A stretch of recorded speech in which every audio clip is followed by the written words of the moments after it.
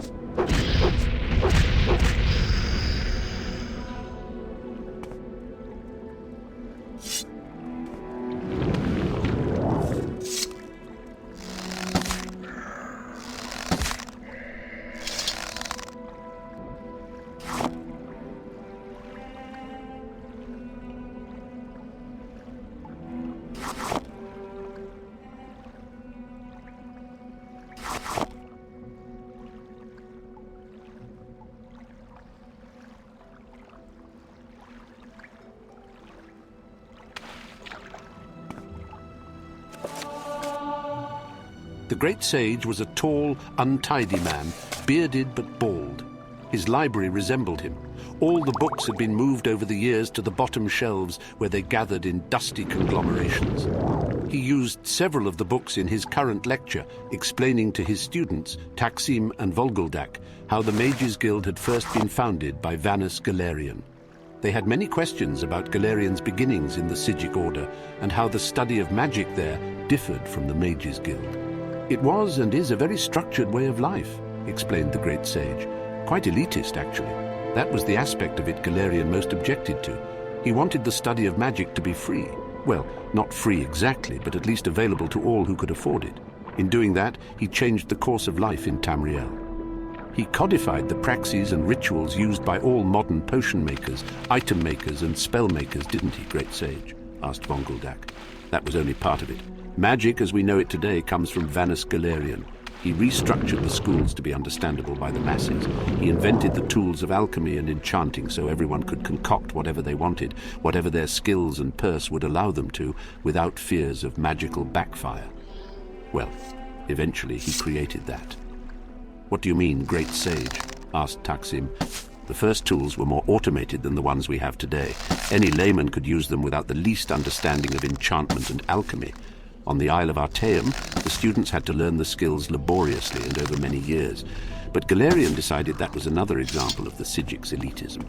The tools he invented were like robotic master enchanters and alchemists, capable of creating anything the customer required, provided he could pay. So someone could, for example, create a sword that would cleave the world in twain, asked Vongeldak. I suppose, in theory, but it would probably take all the gold in the world, chuckled the great sage. No, I can't say we were ever in very great danger, but that it isn't to say that there weren't a few unfortunate incidents where an unschooled yokel invented something beyond his ken. Eventually, of course, Galerian tore apart his old tools and created what we use today. It's a little elitist, requiring that people know what they're doing before they do it, but remarkably practical. What did people invent? Asked Taksim. Are there any stories? You're trying to distract me so I don't test you, said the great sage, but I suppose I can tell you one story just to illustrate a point. This particular tale takes place in city of Alinor on the west coast of Somerset Isle and concerns a scribe named Thorbad. This was in the Second Era, not long after Vanus Galerian had first founded the Mages Guild, and chapter houses had sprung up all over Somerset, though not yet spread to the mainland of Tamriel. For 5 years, this scribe, Thorbad, had conducted all his correspondence to the outside world by way of his messenger boy, Gorgos. For the first year of his adoption of the hermit life, his few remaining friends and family of his dead wife, truth be told, had tried visiting, but even the most indefatigable kin gives up eventually when given no encouragement. No one had a good reason to keep in touch with Thorbad Hulzik, and in time, very few even tried. His sister-in-law sent him the occasional letter with news of people he could barely remember, but even that communication was rare. Most of messages to and from his house dealt with his business, writing the weekly proclamation from the Temple of Ariel. These were bulletins nailed on the temple door, community news, sermons, that sort of thing. The first message Gorgos brought him that day was from his healer, reminding him of his appointment on Turdus. Thorbad took a while to write his response, glum and affirmative. He had the Crimson Plague, which he was being treated for at considerable expense. You have to remember these were the days before the School of Restoration had become quite so specialized. It was a dreadful disease and had taken away his voice box. That was why he only communicated by script. The next message was from Alpheus, the secretary at the church, as curt and noxious as ever. Thorbad attached his Sundas's sermon, next week's events calendar, and the obituaries. Try to liven them up a little. I wasn't happy with your last attempt. Thorbad had taken the job putting together the bulletin before Alpheus joined the temple, so his only mental image of her was purely theoretical and had evolved over time. At first he thought of Alpheus as an ugly, fat slowdess covered with warts. More recently, she had mutated into a rail-thin spinster Orcess. Of course, it was possible his clairvoyance was accurate and she had just lost weight. Whatever Alpheus looked like, her attitude towards Thorbad was clear, unwavering disdain. She hated his sense of humor, always found the most minor of misspellings, and considered his structure and calligraphy the worst kind of amateur work. Luckily, working for a temple was the next most secure job to working for the good king of Alinor. It didn't bring in very much money, but his expenses were minimal. The truth was, he didn't need to do it anymore. He had quite a fortune stashed away, but he didn't have anything else to occupy his days. And the truth was further that having little else to occupy his time and thoughts, the bulletin was very important to him. Gorgos, having delivered all the messages, began to clean, and as he did so, he told Thorbad all the news in town. The boy always did so, and Thorbad seldom paid him any attention, but this time he had an interesting report. The Mages Guild had come to Alinor. As Thorbad listened intently, Gorgos told him all about the guild, the remarkable Archmagister, and the incredible tools of alchemy and enchanting. Finally, when the lad had finished, Thorbad scribbled a quick note and handed it and a quill to Gorgos. The note read, "Have them enchant this quill." "It will be expensive," said Gorgos. Thorbad gave Gorgos a sizable chunk of the thousands of gold pieces he had saved over the years and sent him out the door. Now, Thorbad decided, he would finally have the ability to impress Alpheus and bring glory to the temple of Ariel. The way I've heard the story, Gorgos had thought about taking the gold and leaving Alinor, but he had come to care for poor old Thorbad. And even more, he hated Alpheus, who he had to see every day to get his messages for his master. It wasn't perhaps for the best of motivations, but Gorgos decided to go to the guild and get the quill enchanted. The Mages Guild was not then, especially not then, an elitist institution, as I have said, but when the messenger boy came in and asked to use the item maker, he was greeted with some suspicion. When he showed the bag of gold, the attitude melted, and he was ushered in the room. Now, I haven't seen one of the enchanting tools of old, so you must use your imagination. There was a large prism for the item to be bound with magicka, assuredly, and an assortment of soul gems and globes of trapped energies. Other than that, I cannot be certain how it looked or how it worked. Because of all the gold he gave to the guild, Gorgos could infuse the quill with the highest price soul available, which was something Daedric called Feyfolken. The initiate at the guild, being ignorant, as most guild members were at that time, did not know very much about the spirit, except that it was filled with energy. When Gorgos left the room, the quill had been enchanted to its very limit, and then some. It was virtually quivering with power. Of course, when Thalbad used it, that's when it became clear how over his head he was. "And now," said the great sage, "it's time for your test." "But what happened? What were the quill's powers?" cried Taksin. "You can't stop the tale there," objected Vonguldak. "We will continue the tale after your conjuration test, provided you both perform exceptionally well," said the great sage.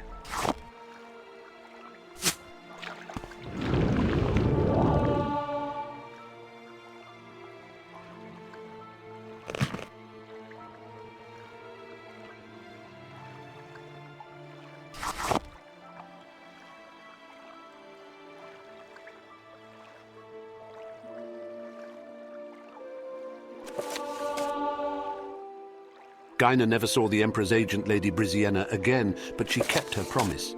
Prosecus, a Nightblade in the service of the Empire, arrived at Lord Strail's house in disguise. She was an apt pupil, and within days he had taught what she needed to know. "It is a simple charm, not the sort of spell that could turn a raging Daedroth into a love-struck puppy," said Prosecus. "If you do or say anything that would normally anger or offend your target, the power will weaken. It will alter temporarily his perception of you, as spells of the School of Illusion do, but his feelings of respect and admiration for you must be supported by means of a charm of a less magical nature." "I understand," smiled Gaina, thanking her tutor for the 2 spells of illusion he had taught her. The time had come to use her newfound skill. The prostitutes' guild house of Camlorn was a great palace in an affluent northern quarter of the city. Prince Cylon could have found his way there blindfolded, or blind drunk as he often was. Tonight, however, he was only lightly inebriated, and he resolved to drink no more. Tonight he was in the mood for pleasure, his kind of pleasure. "Where is my favorite Grigia?" he demanded of the guild mistress upon entering. "She is still healing from your appointment with her last week." She smiled serenely. "Most of the other women are in with clients as well, but I saved a special treat for you, a new girl, one you will certainly enjoy." The prince was guided to a sumptuously decorated suite of velvet and silk. As he entered, Gaina stepped from behind a screen and cast her spell quickly, with her mind open to belief, as Prosecus had instructed. It was hard to tell if it worked at first. The prince looked at her with a cruel smile, and then, like sun breaking through clouds, the cruelty left.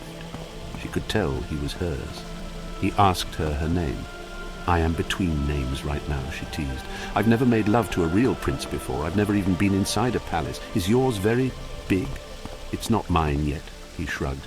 "But someday I'll be king." "It would be wonderful to live in such a place," Gaina cooed. 1,000 years of history. Everything must be so old and beautiful. The paintings and books and statues and tapestries. Does your family hold on to all their old treasures?" "Yes, hoarded away with a lot of boring old junk in the archive rooms in the vaults. Please, may I see you naked now?" "First, a little conversation, though you may feel free to disrobe whenever you like," said Gaina. "I had heard there was an archive room, but it's quite hidden away." "There's a false wall behind the family crypt," said the prince, gripping her wrist and pulling her towards him for a kiss. Something in his eyes had changed. "Your Highness, you're hurting my arm," Gaina cried. "Enough talk, you bewitching whore," he snarled. Holding back a sharp jab of fear, Gaina let her mind cool and perceptions whirl. As his angry mouth touched her lips, she cast the second spell she had learned her illusionist mentor. The prince felt his flesh turn to stone. He remained frozen, watching Gaina pull together her clothing and leave the room. The paralysis would only last for a few more minutes, but it was all the time she needed. The guildmistress had already left with all her girls, just as Gaina and Lord Strail had told her to. They would tell her when it was safe to return. She had not even accepted any gold for her part in the trap. She said it was enough that her girls would not be tortured anymore by that most perverse and cruel prince. What a terrible boy, thought Gaina as she raised the hood on her cloak and raced through the streets toward Lord Strail's house. It is good that he will never be king. The following morning, the King and Queen of Camlorn held their daily audience with various nobles and diplomats, a sparse gathering. The throne room was largely empty. It was a terribly dull way to begin the day. In between petitions, they yawned regally. "What has happened to all the interesting people?" the Queen murmured. "Where's our precious boy?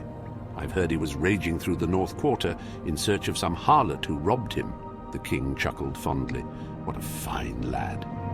And what of the royal battle mage? I've sent him to take care of a delicate matter." The King knit his brow. "But that was nearly a week ago, and I haven't heard one word from him. It's somewhat troubling." "Indeed it is. Lord Errol should not be gone so long." The Queen frowned. "What if a rogue sorcerer came and threatened us? Husband, don't laugh at me. That is why all the royal houses of High Rock keep their mage retainers close to their side, to protect their court from evil enchantments, like the one that our poor emperor suffered so recently." "At the hand of his own battle mage," chuckled the King. "Lord Errol would never betray you like that, and you well know it. He has been in your employ since you were Duke of Oloween. To even make that comparison between he and Jagger Tharn, really." The Queen waved her hands dismissively. "It is that sort of lack of trust that is ruining kingdoms all over Tamriel. Now, Lord Strail tells me—" "There's another man that's gone missing," mused the King. "The ambassador." The Queen shook her head. "No, he's here. He was desirous to visit the crypts and pay homage to your noble ancestors, so I directed him there. I can't think what's keeping him so long. He must be more pious than I thought."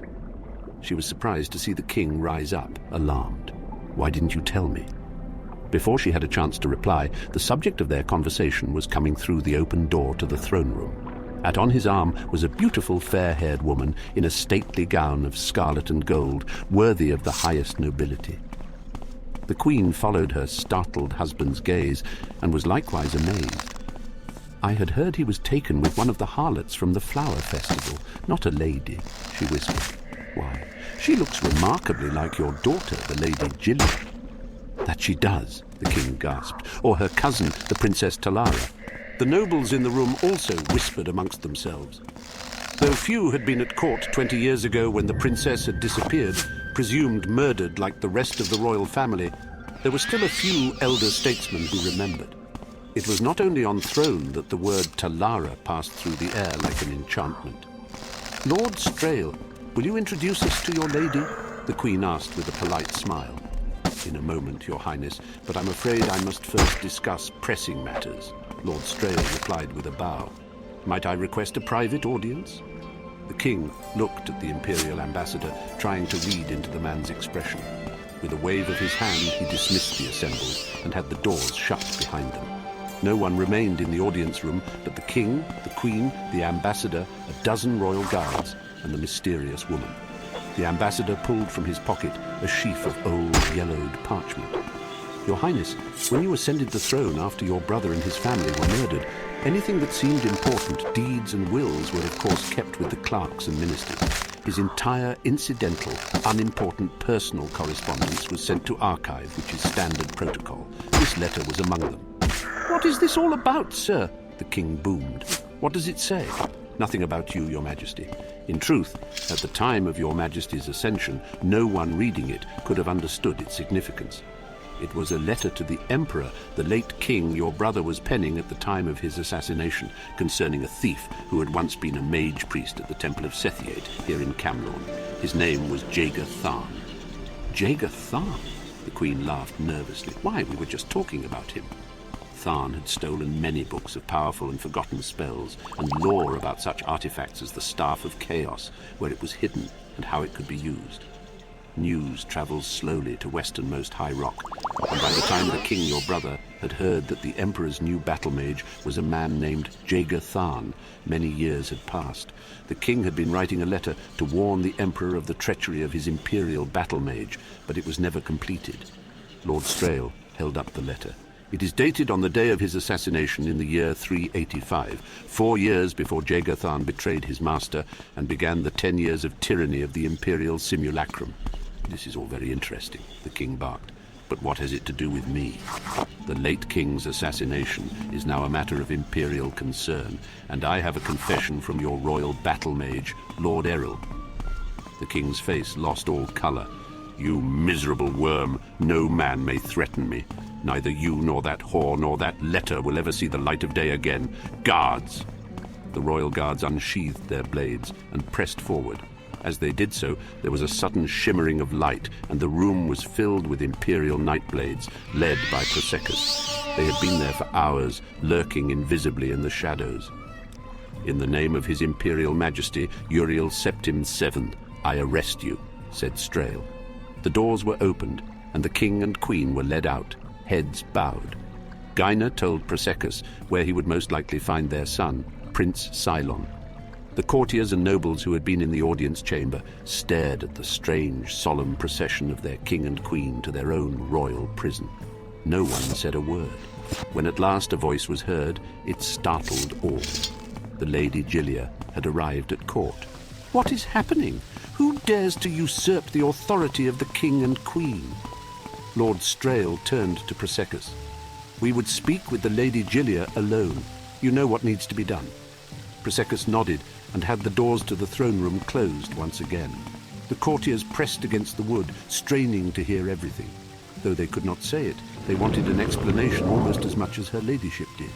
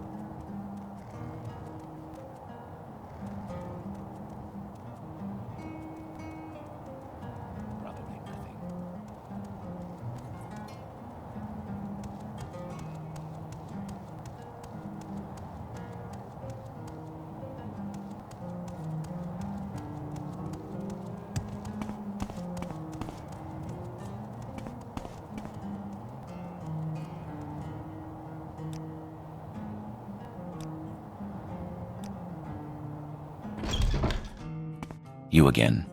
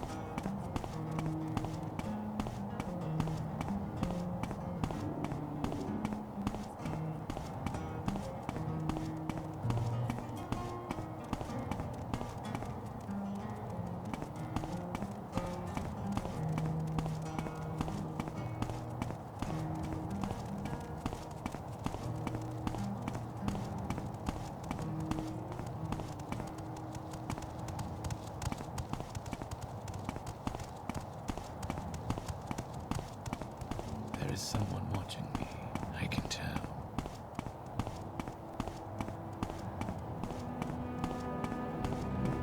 Good day, Outlander. I'm the caravaner here in Margan.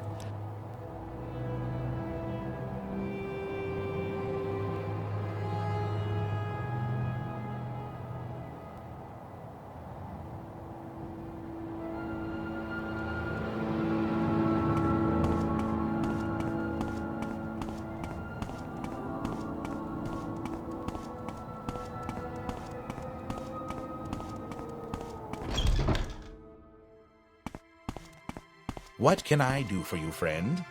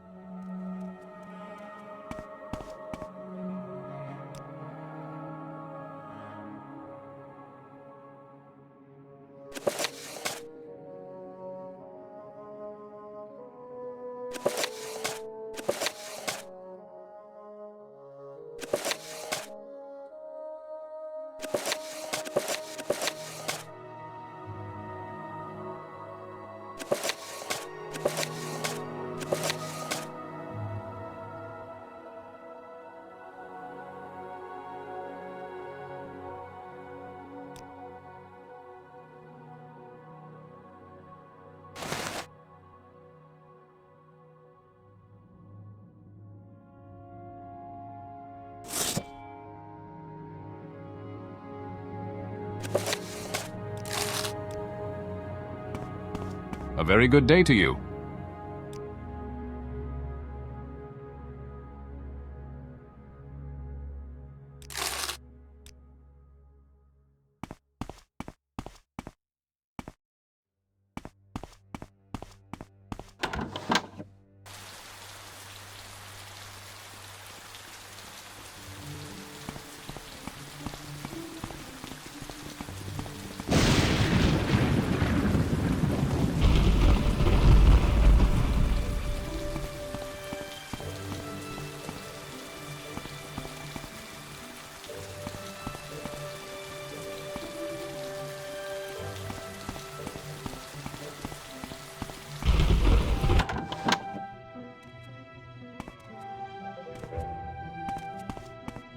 say your words. I'm creeping! Hello, Caldera! I'm here all week!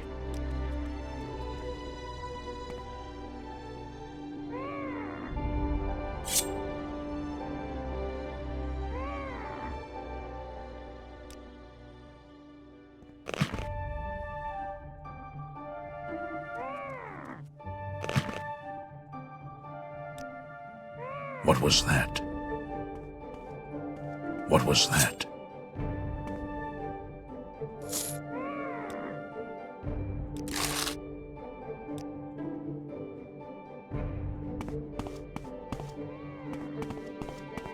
Help me out! I need the money!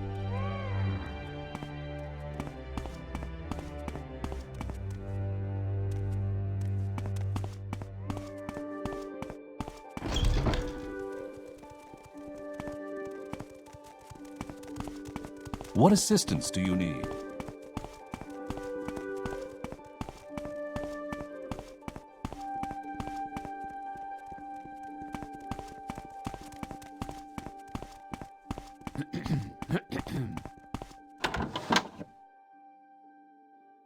This is a pleasure. How are you? Did you have a question for me? Greetings, Outlander. I think I've heard of you before. I'm Amelia Deronia the Imperial, Guild Guide. I provided...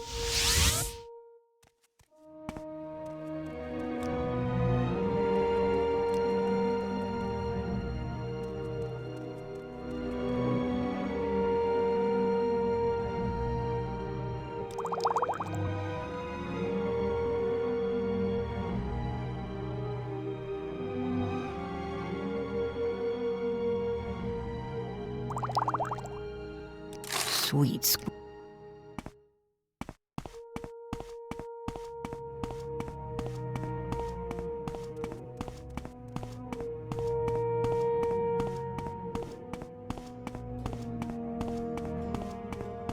Are you here for scrolls, Outlander? Or are you here from some other enchantments, or even soul gems? Whatever your enchanting needs, you've come to the right place.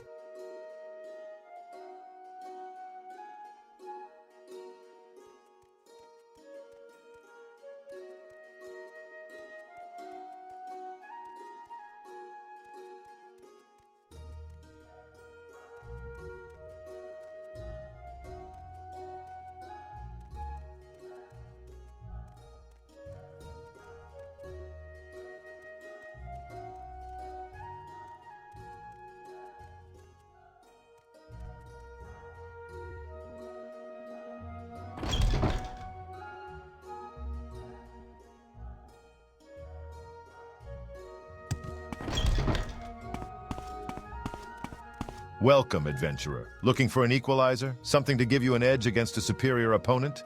When you need to do a lot of damage in a hurry, you can't beat a poisoned blade. Try my inexpensive iron spider dagger and steel spider blade, or an imperial netch blade for even more bite.